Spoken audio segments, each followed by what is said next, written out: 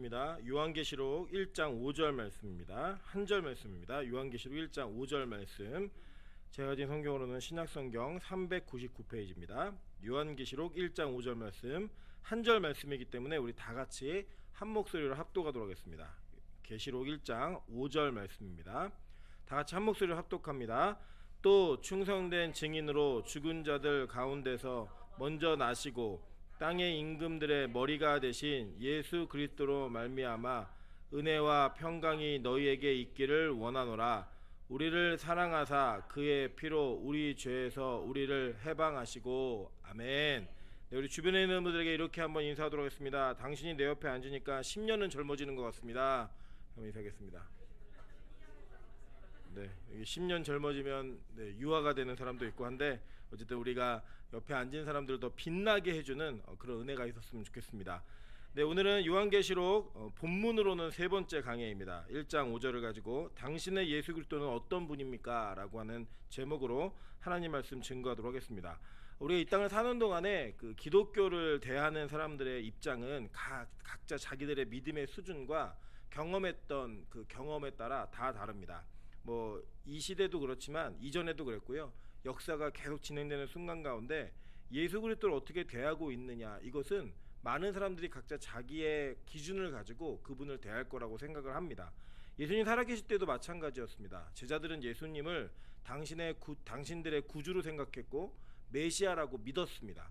반면에 바리새인들은 그는 이단이라고 이야기했고, 또 어떤 이들은 그를 선생이라고 얘기했고, 어떤 이들은 그 예수 그리스도를 바라보면서 불쌍한 사람이라고도 얘기했으며, 어떤 이들은 그 따라다니는 그것을 통해 자기의 부귀영화를 누리고자 했던 이 세상의 왕으로 인정하며 따랐던 사람들도 분명히 존재했습니다. 사실 그 흐름은 지금 이 시대를 겪으면서도 우리가 모두가 다 동의할 수 있고 경험하는 내용들 가운데 한 가지라고 생각합니다. 사실 우리 한국의 기독교는 어떤 면에서는 이 기독교의 가장 핵심이고, 또 우리의 구주 되시는 예수 그리스도를 어떻게 받아들이고 인정하는가를 통해 내가 성경이 말하고 있는 예수를 믿고 있는가 아닌가를 판별할 수 있는 이 판별의 기준이 애매모호해진 상황입니다. 그냥 예수 믿으면 복 받는다, 예수 믿으면 잘 된다, 예수 믿으면 성공한다 라고 하는 애매모호한 이 세상의 복의 기준을 가지고 그 예수님을 바라보는 일들이 많았습니다. 때때로는 뭐 병이 들었을 때 기도를 하면 낫고, 우리가 기도를 하면 어려운 상황이 해결되어지는 이 땅의 의사요, 재판장이요, 은행장인 그 예수 그리스도를 우리가 인정했던 경험들이 다 있으실 겁니다. 그런 와중에서도 복음은 변하지 않고 예수 그리스도에 대한 일관성 있는 이야기를 계속하고 있다는 것을 우리가 깨닫는다면, 우리의 예수 그리스도에 대한 인식이 어떤가를 살펴보고 점검하는 일은 굉장히 중요한 신앙적 가치라고 생각을 합니다. 여러분이 오늘 저와 같이 읽으시고 앞으로 읽게 되실 이 요한계시록은 마지막에 이 땅에 다시 오실 예수 그리스도가 어떤 분인지를 우리에게 너무나 명명백백히 소개하고 있는 것들을 보게 됩니다. 즉, 이 요한계시록의 기준을 벗어난 예수 그리스도, 이 요한계시록이 아닌 다른 방향성을 가지고 있는 예수 그리스도는 다 적그리스도요, 다 이단이요, 다 잘못되어진 거짓 선지자들의 메시지에 현혹되어진 우리 잘못된 영혼들이 따라다니는 신일 수 있다라고 하는 것입니다. 그렇기 때문에 오늘은 어떤 면에서 굉장히 기초적인 질문이고, 어떻게 보면 굉장히 도전적인 질문이지만, 저와 여러분의 예수 그리스도가 어떤 분이신지를 오늘 말씀을 통해 확인하고, 다시 오실 예수 그리스도가 어떠한 정체성을 가지고 있는 분인지를 이 본문을 통해 살펴보도록 하겠습니다. 오늘 5절에 보면 이 5절에서 세 가지 예수 그리스도의 특징을 말하는 것들을 보게 됩니다. 첫째는 충성된 증인이라고 하는 타이틀입니다. 그죠? 충성된 증인. 이 충성된 증인이라고 하는 이 내용은 헬라어로는 마르티스 호 피스토스라고 하는 이 내용인데, 즉 믿을 만한 충성되어진 증인이다. 그러니까 마르티스라는 단어가 증인이라는 뜻이에요. 목격자. 즉 이 단어는 또 순교자라고도 쓰입니다. 그러니까 이 증인이라고 하는 것이 어떤 의미가 있는지를 설명하고 있죠. 또 하나는 죽은 자들 가운데서 먼저 나시고 라고 하는 이 내용을 이야기함으로써 예수 그리스도의 부활이 첫 열매가 되었다라고 하는 고린도전서 15장의 메시지를 이 본문 안에 담고 있는 것을 보게 됩니다. 그리고 마지막으로는 땅의 임금들의 머리가 되신 예수 그리스도라고 이야기하며, 이 요한계시록, 즉 요한이 다시 오실 예수에 대한 정체성을 이야기할 때 세 가지 특징을 가지고 얘기하고 있다는 거예요. 첫 번째는 충성된 증인이고, 두 번째는 죽은 자들 가운데서 먼저 나신 이시며, 세 번째는 땅의 임금들의 머리가 되신 분이라는 거예요. 그런데 이 예수 그리스도로 말미암아 은혜와 평강이 너에게 있기를 원하노라라고 말하고 있는 거예요. 여러분, 우리가 이전에도 공부 계속 하셨지만 이 요한계시록의 서론에서 우리가 배웠던 것처럼 지금 이 요한계시록의 편지를 받고 있는 7교회는 분명히 고난 가운데 있었던 교회였습니다. 그죠? 그리고 이 고난 가운데 있는 교회들이 이 메시지를 통해 많은 위로를 얻고 소망과 확신을 얻는 그런 내용의 성경이었기 때문에 그들이 고난을 겪는 것 가운데 은혜와 평강이라고 하는 이 단어는 굉장히 자기 인생들의 단비와 같은 메시지였을 것입니다.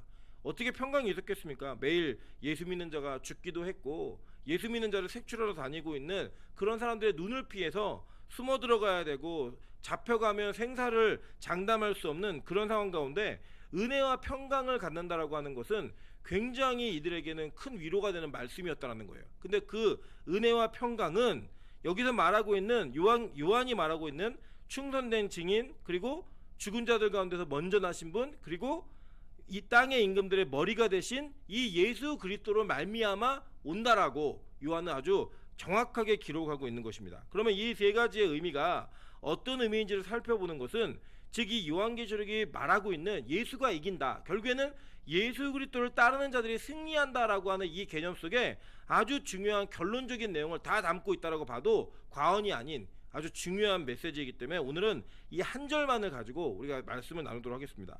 먼저는 충성된 증인이 과연 무슨 의미인가 한번 이 내용들을 보도록 하겠습니다. 먼저 요한계시록 안에서 동일한 단어가 쓰이는 것을 보게 됩니다. 우리 계시록 3장 14절에 보면 라오디게아 교회의 사자에게 편지하라. 아멘이시오 충성되고 참된 증인이시오 하나님의 창조의 근본이신 이가 이르시되 라고 얘기했어요. 그죠? 그러니까 이 얘기하신 분이 누구예요? 지금 예수를 얘기하고 있는 거죠. 그죠? 예수님이 또 다시 어떻게 증언되어지고 있냐면 충성되고 참된 증인이다라고 얘기하고 있는 거예요. 이 뒤에 똑같은 참된이라는 단어가 하나 더 붙었는데 이거는 헬라어로 이제 알레시노스라는 단어인데 옳은 증인이다라고 얘기하는 거예요. 우리가 증인이 많이 있지만 잘못된 증인들도 있잖아요. 거짓 증인하는 사람도 있는데 옳은 증인이다라고 해서 뭔가는 더 첨삭했지만 기본적인 내용은 동일한 의미를 담고 있다는 겁니다.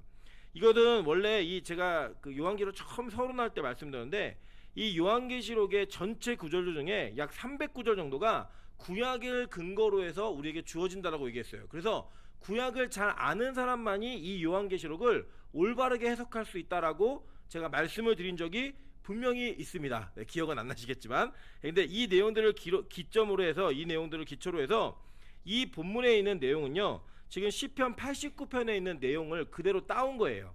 물론 이 히브리어와 헬라어를 한글로 번역을 하면서 때로는 이렇게 또 동일한 단어인데 성경에서 한글로 번역하다가 여러 다른 단어들로 번역하는 내용들이 있거든요. 근데 그 의미들은 너무나 똑같고 비슷한 내용들이고 우리 그 이제 민족들만이 알고 있는 내용들이 있는 거예요. 예를 들어서 어떤 사람이 나는 거북이가 참 좋아라고 얘기하면서 이 거북이에 관련된 모형들을 자꾸 만들어내고 막 그럼 우리는 그 사람을 보면서 누굴 떠올릴까요? 이순신을 떠올릴 수 있죠. 그죠? 그러니까 이거는 그냥 우리 민족에만 가능한 일이에요. 그러니까 우리가 공유하고 있는 어떤 내용들이 있는 이 당시에 이 사람들 어떤 사람들이냐면요, 그냥 기본적으로 모세오경은 12살 이전에 다 외우는 사람들입니다. 다 외우는 사람들이고 이 시편의 기도는 그냥 기도문이에요. 다 이 기도문은 우리가 예를 들면 주기도문을 암송하는 것처럼 이들은 시편에 있는 기도의 내용들을 거의 다 암송하면서 회당에서 맨날 그거 하고 있었어요. 그냥 여러분 이 얼마나 놀라운 사실이냐면요, 이 성경 전체, 그러니까 구약 성경 전체가 구전으로 전해 내려오는 겁니다. 그러니까 기록된 것은 아주 특별한 사람들의 이 사역이었고 구전으로 전해 내오던 게 구약 성경이었어요. 그러니까 어마어마한 암기력이죠. 그죠? 다 외워가지고 말하고 있는 내용들이었다는 거예요. 그러니까 이 내용들이 요한도 역시 그 유대인 중에 한 사람이었고 이 요한 역시 이 요한복음을 저희 그 빛과성교회 저랑 같이 처음부터 계셨던 분들은 기억나시겠지만 오후 예배 때 요한복음을 했던 적이 있잖아요. 이 요한은 다른 제자들에 비해서 신학적으로 굉장히 깊은 복음서를 썼고 요한복음에 있는 내용들 역시 구약에 있는 전체 내용들을 꿰뚫어서 이 구약과 신약을 연결짓는 일들을 상당히 많이 하고 있다는 것들을 우리가 살펴본 적이 있으실 겁니다. 그 내용을 기초로 했을 때 이 요한은 계시록을 쓰면서도 구약에 있는 표현들과 구약에 계시되어진 예수 그리스도를 차용해 와서 그가 자기의 언어로 이야기할 때 이것을 읽는 사람들은 아, 구약이 어떤 내용을 가지고 얘기하는구나 다 알았다라는 거예요. 다. 이 유대적 배경을 가지고 있는. 근데 우리는 그걸 알아요, 몰라요? 모르죠. 그러니까 이 모르는 내용을 전제로 해서 구약의 어떤 내용과 연결되는지를 보시면 아, 이게 이런 뜻이구나라고 알 수 있다라는 거예요. 이 내용은 사실은 시편 89편 37절에 나와 있는 내용입니다. 이 내용에 보면 또 궁창의 확실한 증인인 달같이 영원히 견고하게 되리라 하셨도다 라고 얘기해요. 이 확실하다는 히브리어가 아만이라는 단어인데 충실한, 충성된, 견고한 이런 뜻이에요. 그러니까 이 충성된 증인, 충실한 증인, 견고한 증인, 이 증인이라는 뜻도 에드라는 히브리어인데 이게 목격자, 증인, 증거예요. 그러니까 이제 똑같은 얘기죠, 그죠? 충성된 증인이라고 얘기했던 헬라어로는 마르티스 호 피스토스라는 이 단어하고 히브리어로는 아마네드라고 하는 이 단어가 동일한 단어라는 거예요. 동일한 단어. 이 충성된 증인이었던 달같이 영원히 견고하게 되리라. 이게 뭐냐면 하늘의 증인인 달같이 영원하게 견고하게 되리라 하셨도다라고 얘기합니다. 이 시편 89편은요 어떤 내용이냐면 전체 내용이 좀 분량이 많아서 제가 올리진 못했는데 나중에 한번 읽어보시면 다윗 왕 같은 하나님께서 특별한 왕을 선택을 해서 내가 기름을 부었다. 그 기름 부음 받은 자가 모든 원수의 무리를 평정하고 다 모든 것을 정리할 거고 그 왕으로 인해 샬롬 평안이 올 것이다 라고 하는 내용이에요. 그 시편 89편을 기초로 해서 지금 요한은 지금 오시는 예수가 어떤 분이신지를 우리에게 정확하게 설명해주고 있다는 거예요. 정확한 내용들을. 그래서 이 내용들을 보시면 이 시편 89편의 내용이 동일한 내용이라는 것을 알 수 있다는 겁니다. 그러니까 궁창의 확실한 증인이라고 얘기하는 거예요. 그 확실한 증인이 바로 이 예수다라고 말하는 거예요. 여기 보면은 민수기 11장 29절에 또 이런 표현이 있습니다. 모세가 그에게 이르되 내가 나를 두고 시기하느냐 여호와께서 그의 영을 그의 모든 백성에게 주사 다 선지자가 되게 하시기를 원하노라 라고 얘기해요. 이 선지자라는 단어는 나비라는 단어입니다. 이 히브리어는 나비라는 단어인데 이 나비라는 단어 선지자가 어떤 뜻이냐면 중재자, 전달자 이런 뜻이에요. 즉 뭐냐, 하나님께서 말씀하시는 내용을 그대로 전달하는, 즉 이 땅과 하늘을 이어내는 중간에 역할하는 사람이었어요. 그러니까 이 사람은 하늘에 있는 언어를 받아다가 땅에다 내려 꽂는 사람입니다. 그러니까 이 사람은 증인이에요. 증인. 하늘의 것들을 증언하는 증거자, 목격자예요. 먼저 보고 말하는 자. 그래서 선견자라고도 얘기하고 선지자라고도 얘기하는 것이 여러분이 뭐 이렇게 이해하시는 것처럼 점쟁이처럼 뭐 미래를 맞추고 이런 개념으로 이해하는 것이 아니라 하늘의 일들을 그대로 증언해내는 자예요.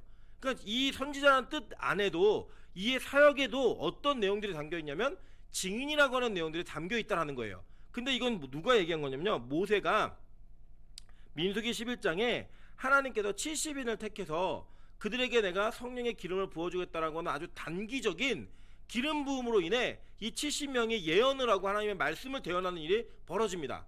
그때 두 사람이 자기의 진중에 나오지 않고 있었는데 그 사람들에게도 역시 성령이 임해가지고 그들이 예언하기 시작한 거예요. 그랬더니 여호수아가 모세에게 얘기합니다. 모세님 이거 금지시킵시다 라고 얘기하니까 모세가 하는 대답이 이거예요.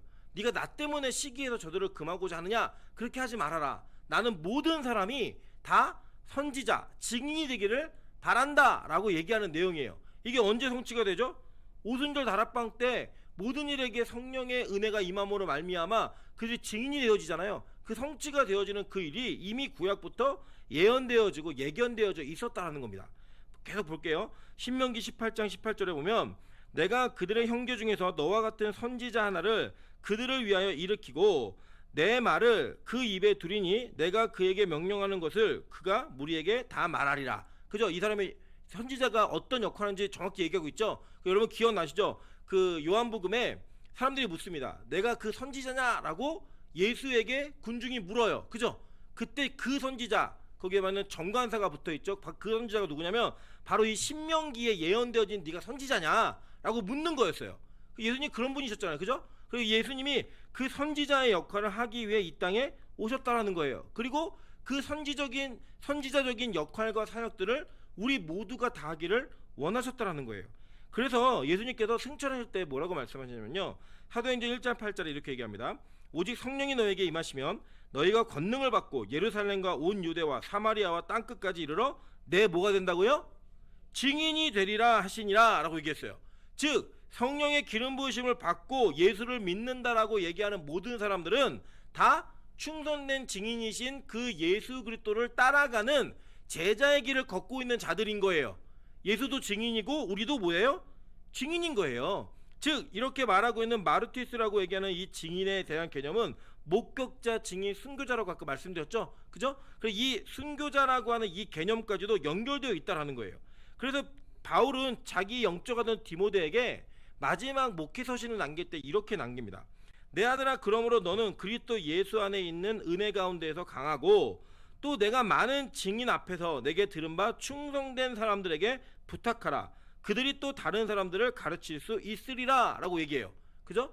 즉 예수의 증인이 되는 사람들과 그 증인의 역할들을 잘 감당하는 사람들이 어떤 사람들인가를 성경은 너무나 명확하게 우리에게 얘기하고 있다는 거예요. 즉 다시 오시는 예수 그리스도와 같은 증인의 삶을 사는 사람들, 그 사람들이 바로 부르심 받은 사람들이다 라고 성경은 우리에게 일관성 있게 설명하고 있다는 겁니다. 계시록 2장 13절에 이렇게 얘기합니다. 이 얘기를 계속하면서 내가 어디에 사는지를 내가 아노니 거기는 사탄의 권자가 있는 데라.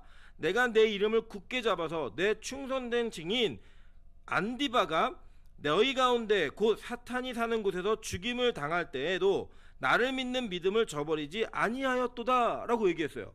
그러니까 즉 이거 무슨 얘기냐면요, 이 증인의 삶을 사는 사람들, 즉 충성된 증인의 삶을 사는 사람들은 곧 순교자의 삶을 살게 되는 이것이 마땅한 길이라고 얘기해주고 있는 거예요.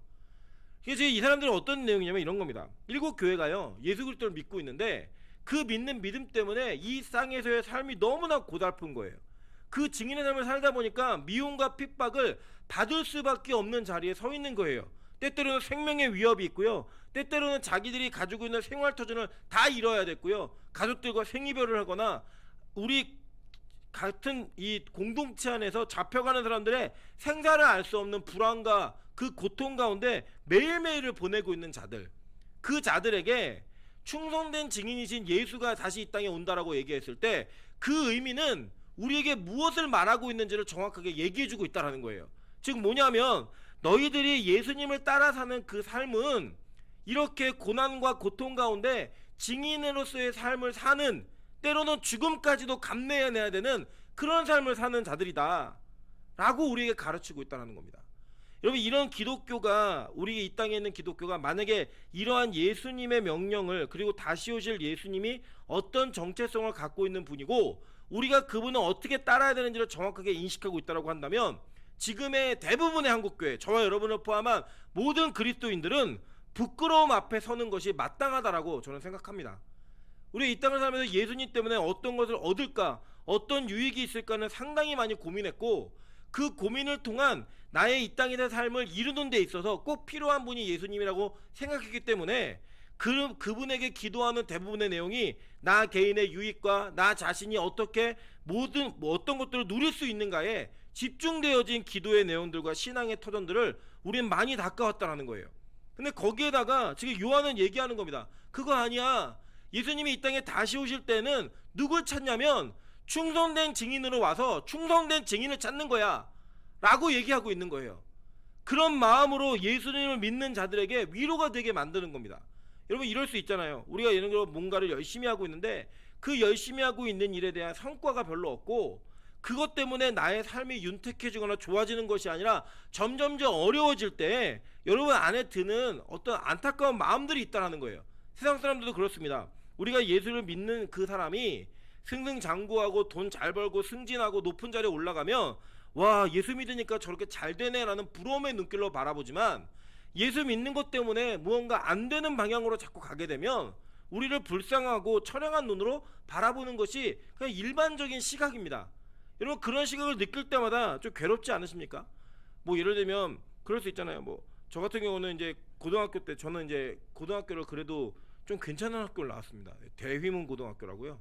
여기 강남에 있는 학교를 나왔는데 그 저희 동기들, 그러니까 저희 친구들과 같은 이 고등학교 동창 애들을 보면 부모님들이 일단 달랐어요. 그때 살 때도 뭐 그냥 과목당 100만 원 정도의 돈을, 그 당시에 그러니까 96년, 95년 이때 과목당 100만 원 정도의 돈을 주면서 과외를 하는 아이들이 저희 반에 있었습니다. 그러니까 이제 그 아이들이 이제 학교를 가고 이제 대학을 가고 직장을 취업하고 이렇게 할 때 나눠지더라고요. 딱 졸업하니까 벤츠를 파는 아이들과 벤츠를 사는 아이들로 나눠지더라고요. 예, 그 이제 아이들이. 그래서 고등학교도 뭐 몇 회 졸업 누군데 이러면서 벤츠 파는 애가 있고, 그 파는 애를 통해서 벤츠를 사는 애들로 나눠지더라고요. 동창들이 한번 제가 이제 저희 어머니네 교회에서 사역하고 있을 때 저희 어머니네 교회에 놀러 온 적이 있었습니다. 근데 이제 왔을 때 이제 그 아이들 대부분이 이제 외제차를 끌고 이제 교회를 온 거죠. 저는 그때 당시에 마티즈를 타고 있었습니다. 마티를 타고 오고, 동창들 만나면 이제 모임에도 한 번은 이제 갔는데, 제가 강남에 갔다가 주차를 잘못해갖고 밥을 먹고 나왔더니 제 차가 견인되어 있더라고요. 그리고 이제 견인되어 있네 했더니, 원래 밥값도 못 내겠지만 저 가면은 밥값 내지 말래요. 전도사가 무슨 돈이 있냐고 밥값 내지 말라 그러고, 그리고 견인되어 오니까 애들이 야, 제 차 찾게 돈 좀 줘 그러고 모아갖고 돈을 주더라고요. 저는 딱 그 돈을 바라보면서 저는 절대 그 돈을 받았습니다. 예, 고맙다 그러면서 받았어요. 그때 친구들이 그런 얘기 많이 합니다. 뭐 얘기하는 거 들어보면 뭐 어느 회사가 어때서 무슨 주식이 오를 거다. 그러니까 20대 초반 중반에 그런 얘기들을 하고 놀았어요. 애들이 그런 얘기들을 하면서 어떻게 하면 돈을 벌 수 있는지에 대한 얘기들을 그때부터 했습니다. 지금도 제 친구들, 그 친구들 중에는 어떤 애는 뭐 은행에 그냥 높은 자리까지 올라간 친구도 있고, 아버지 사업 물려받아서 잘 돈 벌고 있는 애들도 있고 되게 많아요. 그런 많은 애들을 바라볼 때 어떤 생각이 드냐면, 제가 이렇게 대화하다 보면 걔네들이 저보다 그렇게 똑똑하다는 생각이 별로 들지 않아요. 그러니까 제가 이렇게 막 얘기하다 보면 뭐 나도 그 정도 배경이 있으면 뭐 이 정도 할 수 있었겠다, 내지는 내가 그쪽 방향으로 갔으면 너보다는 좀 잘 될 수 있을 것 같다라는 마음이 들 때가 있습니다. 없지 않아요. 그 마음이 있을 때 우리가 예수 믿는 것 때문에, 내가 복음을 선택한 것 때문에 그 방향으로 갈 수 없는 나의 현실, 그 현실이 부딪힐 때 제가 은혜가 떨어지면 가끔 원망이 될 때가 있어요. 그 친구들을 만날 때. 물론 이제 저는 항상 그 친구들 사이에서도 이제 목사라는 타이틀을 원래 고등학교 때부터 갖고 있었습니다. 제가 임목사 이렇게 불렀어요. 농담으로 이렇게 부르면서, 그 부르는 그 친구들 사이에서도 그 친구들이 저를 되게 불쌍히 여겨요. 불쌍히. 이 땅에서 왜 너는 신학을 가서 목사가 돼갖고 왜 그렇게 하냐. 요새 뭐 그렇게 얘기해요. 그 업계 요새 어렵지 않아? 뭐 이렇게 얘기하고요. 뭐 이제 뭐 얘기하다가 보면은 한동안 목사들 세금 내게 해야 된다 뭐 이런 얘기 있었잖아요. 그럼 막 얘기하다 보면은 목사 세금 내야 된다는 얘기를 막 해. 어떻게 세금도 안 내고 막 하냐 그랬더니, 너네 얼마 받아? 그래서 보통 목사 되면 이만큼 받아 그랬더니, 나라가 나쁘다 야, 너네한테 세금을 거두려고 그러고 막 이런 얘기를 해요. 예, 그런 게 이제 이 땅의 모습입니다. 여러분 그럴 때 있으시잖아요. 가족들 간에, 친척들 간에 예수 믿는 것 때문에 내가 때로는 무언가 그들 앞에서 당당할 수 없는 내용들이 있고, 그 사람들이 가지고 있는 그 시각이 굉장히 부담스럽게 느껴질 때가 우리 있습니다. 직장에서도 그렇고요. 삶 속에도 그런 문제들이 반드시 있어요. 그 있을 때 이 충성된 증인을 찾고 있는, 그 충성된 증인으로 오시는 예수 그리스도가 여러분에게 위로가 되시려면 여러분이 그 삶을 살고 있어야 된다는 거예요. 그 삶을 살고 있지 않은 사람들에게는 이것이 위로가 되는 것이 아니라 오히려 부담스럽습니다. 나는 그렇게 증인으로 못 사는데, 나는 복음의 목격자로 살 수 없는데, 나는 순교자로 살 수 없는데 왜 그런 사람들을 찾지?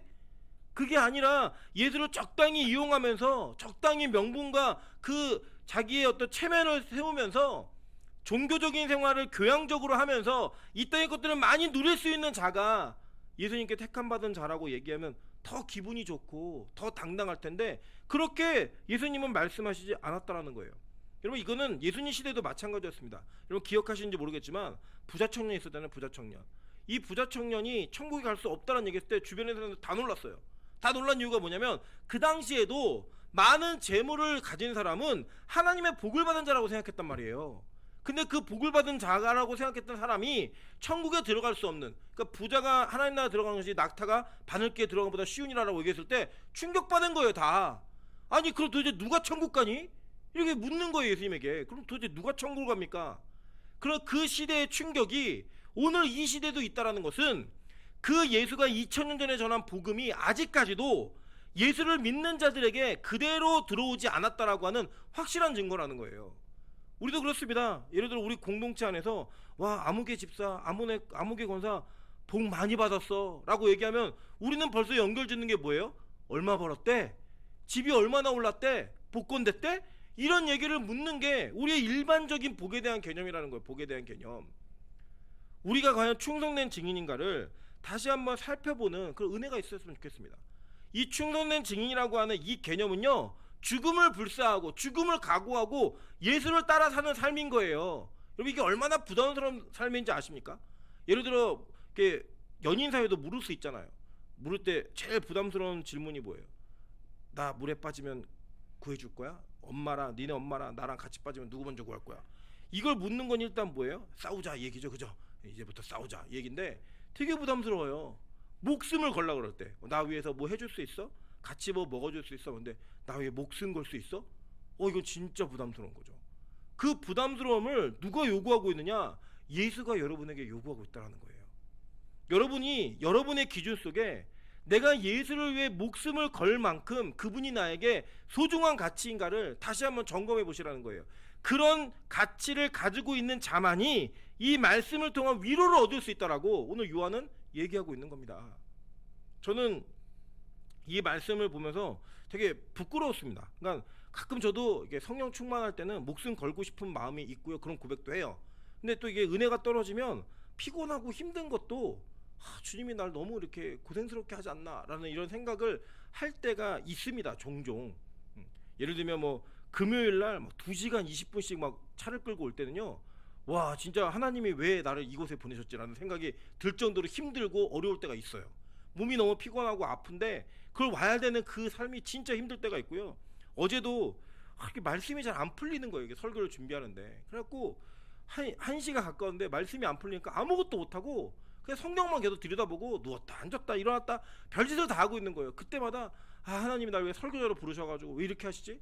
그러고 나서 이제 케이크를 한 조각 먹고 했더니 또 잘 돼요. 배고팠구나. 네. 그러면 이 은혜가 또 나에게 양식이 되는구나. 육의 양식이 영을 살리는구나. 이러면서 또 기뻐하면서 준비하고 이런 어떤 우리의 계속되어진 서클과 같은 쳇바퀴처럼 도는 인생의 고민과 고백들이 다 있으시잖아요. 내가 정말 증인인가? 그 증인의 삶이 요구될 때 내가 정말 그 기쁨으로 따라갈 수 있는가? 만약에 진짜로 예수님께서 여러분에게 생명을 요구하신다면 드릴 수 있는 준비가 안 돼 있다면 우리는 이 종말이 예수의 다시 오심이 부담스러운 자여야 돼요. 부담스러운 자. 막 기쁨이 아니라 주님 지금 오시면 안 되는데 제가 아직 이 자격이 없는데 충성된 증인으로 오시는 그 예수가 나를 찾기에는 내가 너무 부족한 모습이 있는데 라는 고백이 있으셔야 된다는 거예요.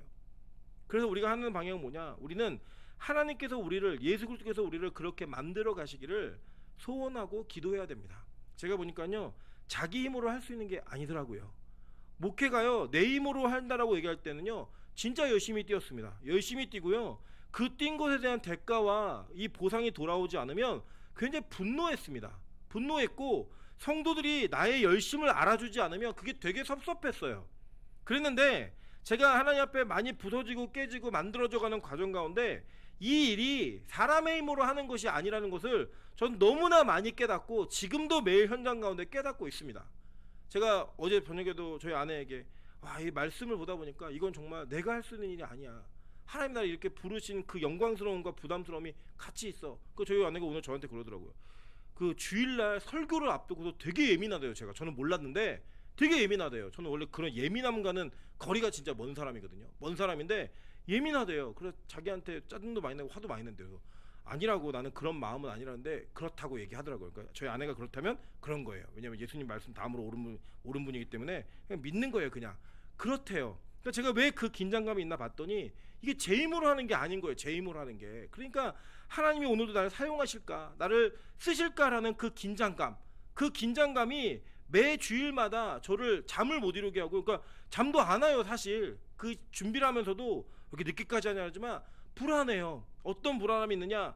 하나님이 내일 나를 사용 안 하시면 어떡하지? 옛날에 어떤 불안함이었냐면 내가 준비가 안 됐는데 이거 어떡하지라는 불안함이었다면 이제는 하나님이 내일 나를 사용 안 하시면 어떡하지? 라는 그 불안감이 제 안에 있더라는 거예요. 그래서 저는요 어떻게든 제가 가지고 맡은 역할을 끝까지 감당하고자 노력합니다. 이유가 뭐냐? 안 사용하시면 어떡해요? 제가 예배 안 빠지는 이유를 한번 말씀드리겠죠. 저 없을 때 부흥이 일어날까봐. 저 없는데 하나님 하늘의 영이 막 임하고 이러면 어떡해요? 저는 그거 너무 못 견디겠어요. 더 심각한 거는 내가 내 직무를 내가 무엇보다 게을리했을 때 하나님이 나를 안 사용하시면 어떡하지? 이런 불안함이 있다는 불안함. 근데요 교회 대부분이요 이 연말이 되면요 대부분 이런 일들이 벌어집니다. 제가 이제 부교육자 생활하다 볼 때 어떤 일이냐면 목사님 드릴 말씀이 있는데요, 뭐 강사님 드릴 말씀이 있는데요, 그러면 100%예요. 교사를 좀 쉬고 싶어요, 뭐 내지는 저희가 더 못하겠는데, 뭐 이런 얘기예요. 근데 뭐냐면 다 자기 힘에 근거인 거예요. 내가 이 일을 감당할 수가 없습니다, 이걸 그만둬야겠습니다 라는 게 대부분의 내용이더라는 거예요. 왜 그런 말이 나오냐? 다른 거 아니에요. 그 전까지 그 사역을 내 힘으로 한다 생각하니까 못하겠는 거예요, 앞으로는. 그럴 때는요, 여러분, 적어도 우리 빛가서 보면 이래야 됩니다. 목사님, 제가 이 일을 감당하기가 너무 힘듭니다, 기도해 주십시오. 내가 주님 앞에 더 맡기고 의지하면서 이 일을 감당해내고 싶습니다 라고 나와야 되는 것이 맞는 거예요. 그게 바로 충성된 증인인 거예요. 충성된 증인. 이게 너무나 어려운 일이라는 거. 어려운 일. 우리 모두가요, 사역자부터 모든 사람들이 다 여기에 얽매여 있습니다. 자기가 하나님의 뜻대로 움직이는 자가 아닌 내 힘과 내 능력으로 움직이는 자라는 기준이 있으니까 힘든 거예요. 지치고 자꾸 낙오하는 거예요. 그래서 적어도 빛가서 공교회는 하나님의 은혜 가운데 움직이는, 하나님의 은혜로 말미암아 맡은 사명을 감당하는 그런 교회가 되시기를 주님의 이름으로 축원합니다. 두 번째는 이겁니다. 죽은 자들 가운데서 먼저 살아나시고예요. 시편 89편 27절에 보면 또 이런 얘기가 있습니다. 내가 또 그를 장자로 삼고 라고 얘기해요. 그리고 이 장자로 삼고 세상 왕들의 지존자가 되게 하며, 그죠? 이게 26절 27절을 같이 37절과 27절을 같이 보시니까 이게 시편의 시를 따라서 기록한 내용이라는 걸 아시겠죠, 그죠? 그 2번 보세요. 3번에 있는 시편 89편 37절하고 그리고 시편 89편 27절을 합하면 지금 요한계시록 1장 5절인 거예요. 이해되시죠? 무슨 말인지. 그러니까 장자는 뭐예요? 먼저 났다는 거예요. 먼저 났다는 거잖아요. 먼저 난 자, 그러니까 초태생, 만물, 장남, 이 베코르라고 하는 히브리어가 그런 뜻이에요. 그리고 세상 왕들의 지존자가 되게 하시며, 이게 뭐냐면 그 뒤에 나와 있는 우리 그 임금들, 땅의 임금들의 머리가 되게 하셨다라는 표현하고 똑같은 표현인 거예요. 이 두 가지 내용이 합쳐져 있는데 여기서 장자로 삼으셨다라고 얘기합니다. 이 장자로 삼았다라고 하는 그 얘기, 그리고 또 그것이 무엇과 연결되어 있냐면 죽은 자들 가운데서 먼저 나셨다라고 하는 건 먼저 뭐예요? 죽은 자가 돼야 되는 거예요. 그죠? 이 죽는다라는 개념은 뭐냐면 먼저는 자기 자신의 어떤 생명의 죽음도, 육체적인 생명의 죽음도 있지만 그 전에 어떤 죽음이냐? 자기 자아가 죽는 거예요. 자, 이거를 어떤 근거로 가져가셔야 되냐면 이런 겁니다. 원래 이스라엘 전체 백성들의 초태생, 즉 장남은 원래 죽은 목숨이었습니다. 언제 그랬죠? 네, 애굽에서 10가지 재앙 때 마지막 10번째 재앙이 장자의 죽음이었어요.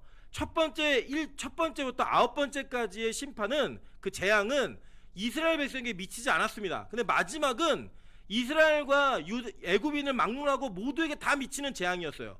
그 이미 그들은 다 죽은 자들이었어요. 그런데 그 가운데 하나님의 은혜로 말미암아 특정한 방법에 의해서 이스라엘의 장자들을 하나님이 살리셨어요. 그게 뭐였죠? 유월절, 문방과 문설주에 피를 발라서 죽음의 사자가 넘어가게 했다. 그리고 영어로는 패스오버라고 얘기하고 한문으로는 너물월이에요. 유월절, 넘어갔다란 뜻이에요. 원래 죽어야 되는데 넘어간 자들이라고요. 그 자들이 다 죽은 자들이에요. 그래서 하나님께서는 이 민수기에 보면, 민수기 3장에 이 이스라엘 백성들의 장자가 원래 다 내 건데 이 다 내 거인 장자를 대신하여서 레위 지파를 내가 다 내세우려 하겠다라고 얘기한 거예요. 그래서 실제로 이 이스라엘 장자를 다 샜고요.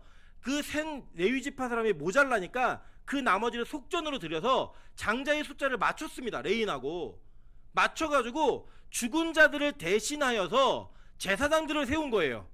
그래서 그 제사장들을 세움으로 말미암아 원래 죽어야 될 자들이 안 죽고 사는 자가 된 거예요. 이해되시죠? 무슨 말인지. 즉 예수님이 죽었다라고 얘기하는, 대표자로 죽었다라고 얘기하는 것은 어떤 의미를 갖는 거냐면 대제사장으로서의 죽으심을 감당했다라고 하는 의미가 여기에 포함되어 있는 거예요. 자, 대제사장은 어떤 역할을 했냐면요, 대제사장은 이스라엘의 7째 달 14일 날 대속죄라는 이 이스라엘 절기가 있습니다. 이 절기에 이스라엘 전체 공동체의 죄를 대표하여서 그가 제물을 가지고 피를 뿌린, 아사셀도에 피를 뿌린 한 소문은 밖으로 보내고, 진 밖으로 내보내고, 나머지 한 염소의 피를 가지고 이 지성소 안으로 들어가는 거예요. 들어가서 자기가 대신 죽는 죽음으로 인해 그 표현으로 인해 이스라엘 전체 공동체를 살리는 자가 되었던 그 내용이 대제사장의 사역이었어요. 그래서 예수가 이 참된 제사를 드리기 위해 한 번의 영원한 속죄물이 되어 우리 대신에 죽음으로 말미암아 다시 살아나는 은혜를 우리가 경험할 수 있게 만들어주는 하나님과 우리 사이의 화목 제물이 되신 거예요. 이해되시죠? 여기까지. 자, 즉 그런 관점으로 이제 보시는 거예요. 히브리서 5장 6절을 보면 6절부터 10절에 이렇게 얘기합니다. 또한 이와 같이 다른 데서 말씀하시되 내가 영원히 멜기세덱의 반차를 따르는 제사장이라 하셨으니, 이게 시편 110편에 나온 얘기예요. 그는 육체에 계실 때에 자기를 죽음에서 능히 구원하실 이에게 심한 통곡과 눈물로 간구와 소원을 올렸고 그가 그의 경건하심으로 말미암아 들으심을 얻었느니라. 그가 아들이시면서도 받으신 고난으로 순종함을 배워서 온전하게 되셨은즉 자기에게 순종하는 모든 자의 영원한 구원의 근원이 되시고 하나님께 멜기세덱의 반차를 따른 대제사장이라 칭하심을 받았느니라 라고 얘기해요. 그죠? 그러니까 즉 여기에 지금 죽은 자 가운데서 부활해야 되는 이 전체적인 예수의 사역이, 지금 예수님의 사역이 어떻게 이루어졌는지를 대제사장적 관점으로 해석해주고 있는 거예요. 설명해주고 있는 내용이라고요. 이 내용이 즉 예수님은 우리를 대신해서 죽은 자들 가운데서 먼저 나신 분이라고 얘기하는 그것은 첫 열매가 되신 그 은혜로 말미암아 우리의 대표자, 그 나의 죄를 대신해서 죽으신 그 하나님이신 예수 그리스도, 그분을 온전하게 인정하는 거예요. 그걸 인정하지 않으면 이 요한계시록의 메시지는 여러분하고 일절 상관없는 메시지라는 거예요. 그 부활하신, 또 우리를 위해 대신 죽으신, 그리고 우리를 위해 다시 오실 그 예수 그리스도에 대한 믿음을 온전히 갖는 자들에게만이 이 요한계시록은 유효한 위로의 책이 될 수 있다라고 성경 우리에게 증언하고 있는 것입니다. 히브리서 6장 19절부터 20절에 이런 동일한 얘기를 합니다. 우리가 이 소망을 가지고 있는 것은 영혼의 닷 같아서 튼튼하고 견고하여 휘장 안에 들어가나니 그리로 앞서가신 예수께서 멜기세덱의 반차를 따라 영원한 대제사장이 되어 우리를 위하여 들어가셨느니라 라고 얘기해요. 그러면서 이 예수가 우리에게 첫 번째 제물이 되고 첫 번째 죽으신 가운데 첫 번째 부활하신 예수가 된다라고 아들이 된다라고 얘기하고 있는 거예요. 여러분, 제가 이거 부활을 한번 설명하면서 그런 얘기 드린 적 있습니다. 여러분, 진주만이라는 영화 보셨나요? 거기 보면은 이 진주만의 미군 부대가, 해군 부대가 있었는데 갑자기 이제 일본군의 폭격을 받아가지고 전쟁의 불능 상태가 되어 있습니다. 그래서 그 중에 하나가 뭐였냐면 비행기로 막 폭격을 하는데 활주로가 폭격을 받아서 비행기가 못 뜨는 거예요. 그때 주인공이 짧아진 활주로에서 자기가 어떻게든 이 비행기를 띄우겠다라고 그 활주로에서 비행기를 띄웁니다.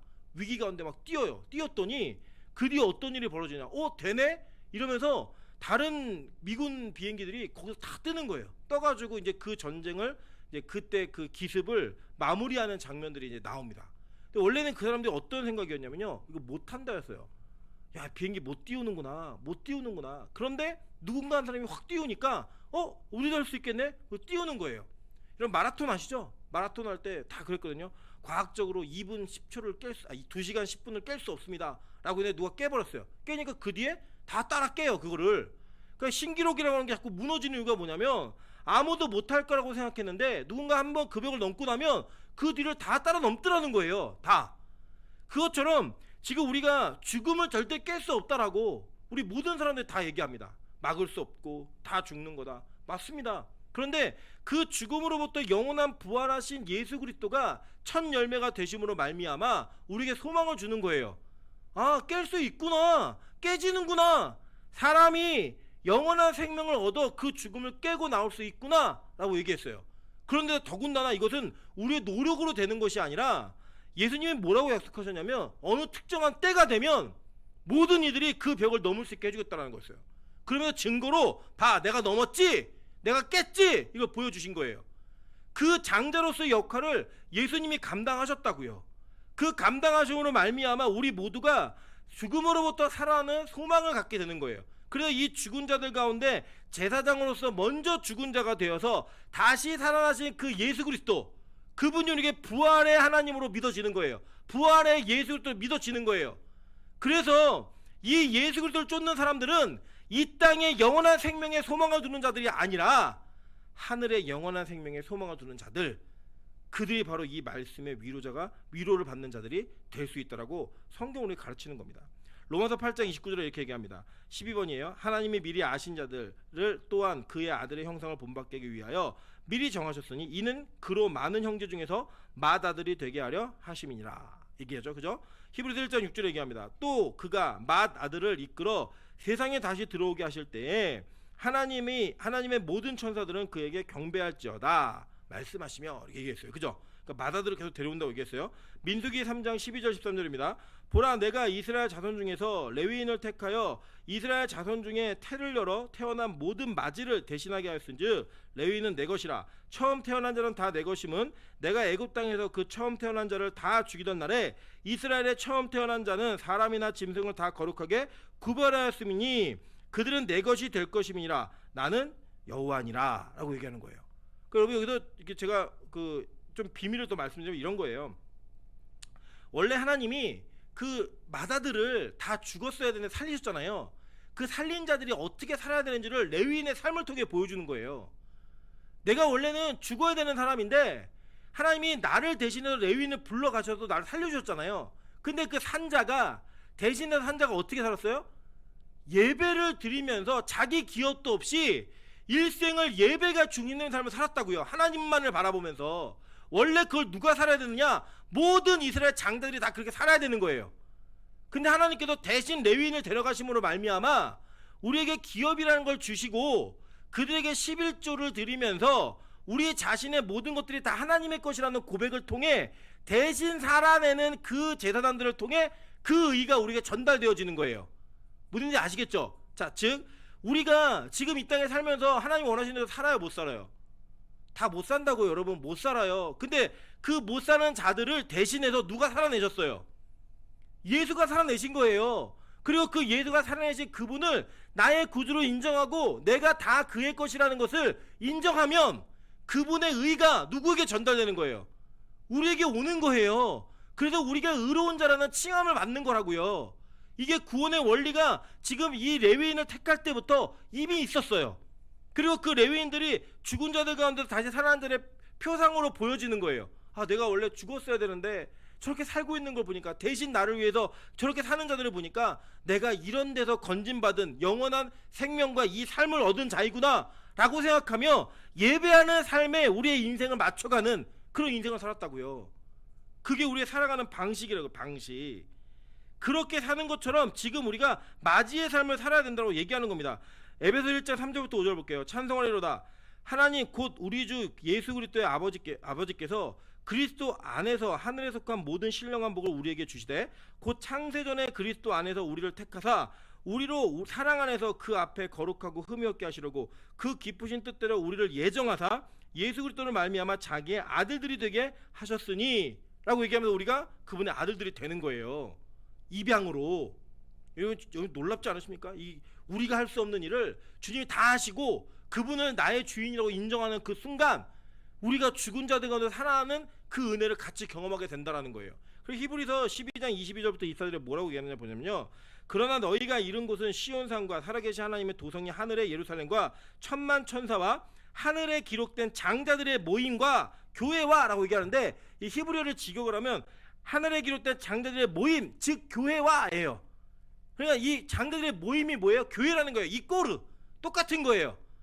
즉 우리가 뭐예요? 다 장자라는 거예요. 우리 모두가 그 장자로서의 모임의 공동체가 바로 교회다라고 얘기하는 겁니다. 여러분의 생명 누구 거예요? 하나님 거예요. 원래 죽었어야 되는데 하나님의 은혜로 말미암아 살려주신 거예요. 그러니까 즉 애굽에서 출애굽을 하기 전에 은혜로 말미암아 살았던 모든 장자들의 그 은혜가 지금 저와 여러분에게 동일하게 있는 거예요. 그래서 하나님은 우리를 다 장자라고 부르시는 거예요. 태초부터 택해가지고 장자들, 즉 장자들의 모임이 뭐예요? 교회라고요. 교회. 우리가 하늘에 가면 다 하늘 장자가 되는 거예요. 우리 형님인 예수님을 모시고. 그 제가 재밌는 얘기 들었어요. 어떤 목사님이 4대째 믿으시는 분인데 할아버지도 목사님이시고 아버지도 목사님이시고 본인도 목사님이세요. 그 집안의 목사가 한 30명쯤 되시는 그런 집안인데, 할아버지랑 이제 고등학교 때 할아버지가 누워 계신데, 할아버지가 이제 씨름 선수 출신이셨대. 장사 출신. 근데 할아버지가 이제 누워 계신데 그 보통 경상도 분인데 그 경상도는 할아버지를 할배라고 부른다 하더라고요. 우리 전라도 분들이 되게 많으시니까 모르실 텐데 할배 물은 거예요. 할배. 천국 가면 하나님이 우리 아버지고 예수님은 우리 형이고 그럼 할배랑 나랑 천수가 어떻게 되냐 그랬더니 할아버지가 가만히 생각하다 그러면 천국 가면 형이라고 해라 그렇게 딱 얘기하시더래요. 근데 그게 맞거든요. 천수가 없어지거든요. 거기 가면은 없어요. 거기 가서도 뭐 할아버지 할머니 이렇게 물론 이게 알아볼 수는 있지만 그런 천수에 매여진 그런 삶을 사는 데가 아니에요. 거기는 다 하나님의 자녀로 사는 예수 그리스도의 신부로 사는 자들만이 모여 있는 곳이에요. 장자들만의 모임인 거예요. 그래서 처음 난 자, 그 죽은 자들 가운데서 먼저 난 자의 그 개념이 우리 모두에게 다 투영되고 있는 거예요. 즉 뭐냐? 예수의 정체성, 예수 그리스도를 정말로 나의 구주로 영접하고 믿는 자들은 부활하신 예수 그리스도를 믿음과 동시에 내가 부활할 자임을 믿는 거예요. 부활할 자임을. 여러분 내가 부활할 자임을 믿잖아요. 그럼 이 땅을 바라보는 기준이 달라집니다. 이 땅에 얽매여 살지 않아요. 여러분 왜 이 세상 사람들이 그렇게 돈에 미쳐서 뭐 자기 외모에 미쳐서 노는 거에 미쳐서 그렇게 사시는지 아세요? 이 세상의 삶이 다라고 생각하기 때문이에요. 여러분 생각해 보세요. 만약에 천국이 없다, 죽음 이후에 사후세계가 없다 그러면 여기서 지금 우리 뭐 하는 짓이에요? 가서 돈 벌어야죠. 쓸 돈을 벌어야죠. 이게 뭐 하는 짓이에요? 남자 만나고 여자 만나고 즐겁게 놀아야죠. 죄지면서 행복하가도 느낄 수 있는 거 다 해봐야죠. 근데 우리는 뭘 믿는 거예요? 영원한 세상을 믿는 거예요. 죽음 이후에 부활 이후에 사는 영원한 세상을 믿는 거예요. 그걸 믿기 때문에 지금 오늘의 삶을 죄가 이끄는 대로 살 수 없는 거예요. 내 육이 원하는 대로 살아가지 않는 거예요. 자발적으로 또 주님의 도우심에 의해서 그런 삶을 살아내는 자들이 바로 그리스도인이라는 거예요.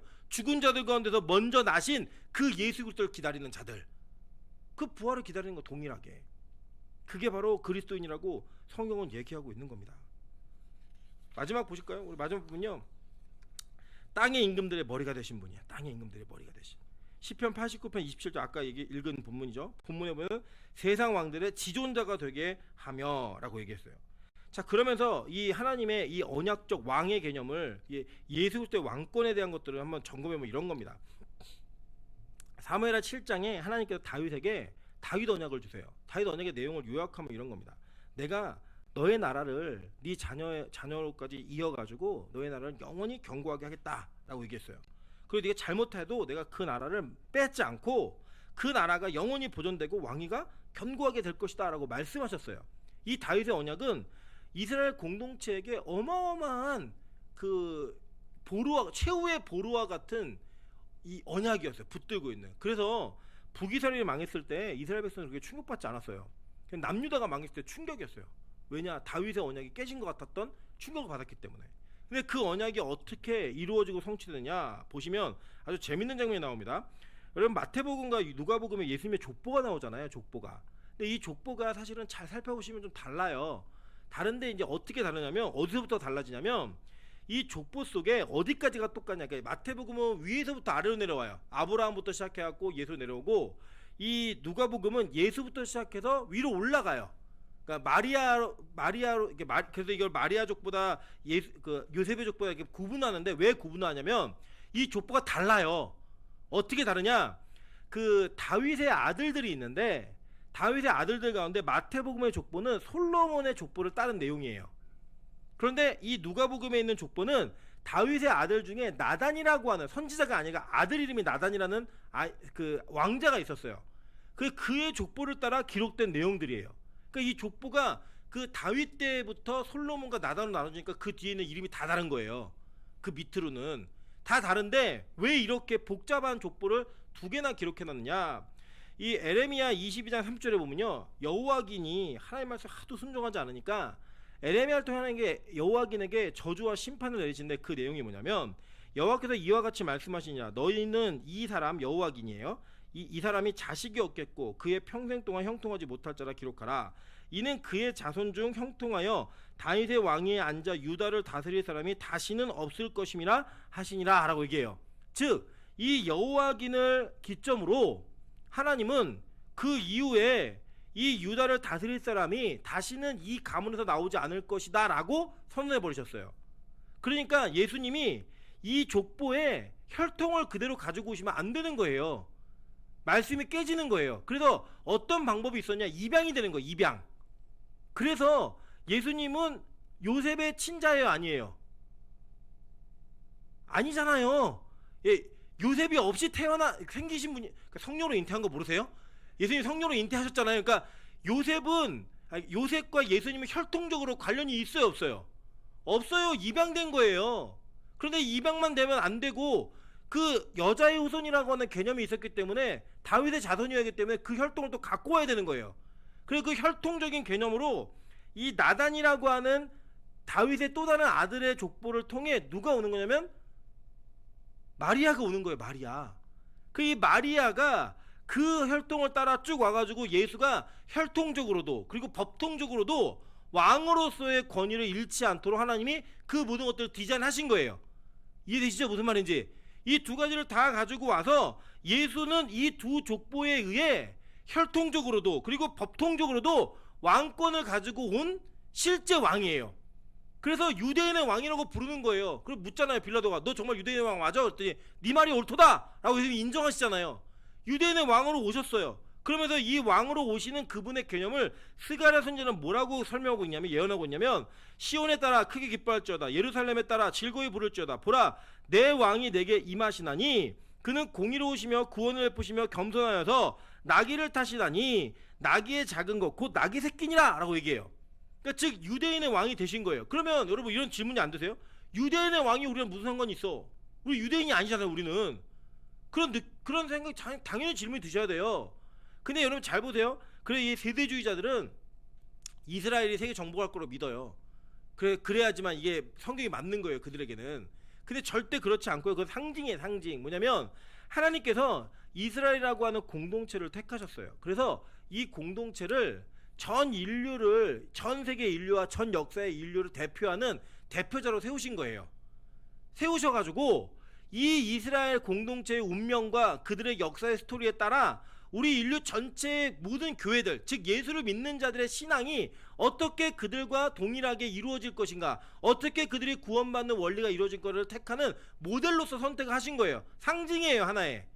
그래서 즉 그 유대인들의 왕으로 오신 그 예수는 모든 교회들의 왕이신 거예요. 이해되세요? 그러니까 표징이라고, 이게 하나의 상징이라고요. 상징. 우리가 출애굽에 따라 예수님 믿는 걸로 우리가 이해하는 것처럼 우리의 어떤 삶에서 신앙생활의 여정들이 이 성경의 모든 것이 다 담겨진 것처럼 보여지잖아요. 이게 뭐냐면 하나님이 이스라엘이라는 나라와 그 공동체를 전 인류를 대표하는 교회로 선택하신 거예요. 그래서 그들을 어떻게 구원하시는가를 보여주심으로써 너희도 이렇게 구원할 거야 라고 보여주셨고, 그 가운데 이방인들이 이 족보 안에 들어올 수 있다는 가능성을 열어두셨어요. 우리가 어떻게 아브라함의 자손이 되죠? 접붙임, 믿음으로 말미암아 접붙임으로 되는 거잖아요. 로마서 10장에 얘기하잖아요. 그 내용을 통해 우리가 다 믿음의 자녀로서 아브라함의 자녀가 되는 거예요. 그래서 교회라고 하는 공동체의 왕으로 오셨다라고 하는 것을 이 예수님께서 유대인의 왕으로 오신 걸로 이해하시면 되는 거예요. 그러면서 이 요한계시록에서는 나중에 많아요. 되게 많은데 시간상 간단히 요약해서 요한계시록에서 마지막에 이 왕이 어떤 왕이신가를 정확히 설명해줘요. 계시록 15장 3절부터 다 드립니다. 하나님의 종 모세의 노래 어린 양이 노래를 불러 이르되 주 하나님 전능하신 이시여 하시는 일이 크고 놀라우시도다. 만국의 왕이시여 주의 길이 의롭고 참되시며 주여 누가 주의 이름을 두려워하지 아니하며 영화롭게 하지 아니하리오리까. 오직 주만이 거룩하시니이다. 주의 의로우신 일이 나타났음에 만국이 와서 주께 경배하리라 하더라. 즉 예수님의 재림과 마지막 왕권 회복하시는 그 왕권의 회복은 단지 유대라고 하는 그 나라에서 회복하시는 것이 아니야, 만국을 상대로 회복한다라는 거예요. 만국을 심판하시고 만국의 왕이 되신다라는 거예요. 그걸 믿는 거예요. 그 예수님이 오신다고 믿는 거예요. 그래서 지금 오늘 우리가 이 땅에서의 고통과 고난과 아픔과 모든 슬픔과 상실과 결핍의 문제를 이겨내고 뛰어넘는 거예요. 왜요? 그분이 오시니까. 그분이 오시니까. 여러분 가끔 아이들이 이렇게 싸울 때 보면 그런 얘기 하지 않습니까? 저번에 니나가 저한테 그렇게 얘기하더라고요. 목사님 몇 살이냐요? 그래서 제가 왜 그랬더니 우리 아빠는 나이가 진짜 많대요. 그리고 우리 아빠는 힘이 되게 세대요. 그 우리 아빠가 오면 목사님 이긴대요. 그래서 제가 그래서 뭐라고 했어요? 아니야 내가 이겨 이렇게 할 수 없잖아요. 그래 맞아 너네 아빠가 이겨 얘기했어요. 이렇게 그 아이에게는 우리 아빠가 오면 모든 사람을 다 이긴다라는 확신이 있는 거예요. 그러니까 앞에 있는 사람이 뭐 목사고 누군가에 의미 없어요. 그냥 우리 아빠가 최고예요. 아빠 오시면 끝이에요. 그럼 우리 그런 믿음 갖고 사는 거예요. 우리가 이 땅에서 리나가 저를 어떻게 이기겠어요? 못 이기죠. 그러나 우리 아빠가 오면 이긴다라고 믿는 거예요. 여러분 세상을 어떻게 이기세요? 못 이겨요. 우리는요. 이 세상의 죄와 유혹을 여러분이 어떻게 이겨요? 여러분 죄를 따라다니는 사람이잖아요. 우리는요.